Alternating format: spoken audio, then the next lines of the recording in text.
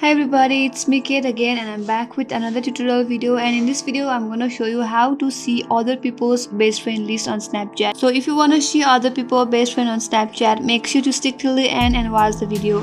Now let's get started. First of all, you have to launch Snapchat app on your device. After you are on your Snapchat account, to see your friend's best friend list, just make sure tap on your profile icon from the top left hand corner of your screen, and now scroll a little bit and go to your friend section and then look for my friend option and tap on my friend option. And suppose I want to see a best friend of this account right here, I'm gonna tap to that account, and again I'm gonna go to his or her profile from the profile icon at the top left hand corner of the screen. Now this is the friends account. As you can see on the screen, we are not able to see that best friend option, so it's all because of safety and privacy of Snapchat, but we can see other information such as our chat color, the live location. I hope this video helped you, and please make sure to subscribe our channel, like the videos and hit the bell icon. And if you have any questions or comments regarding our video, feel free to drop down below and we will see you on next video. Thank you for watching till the end.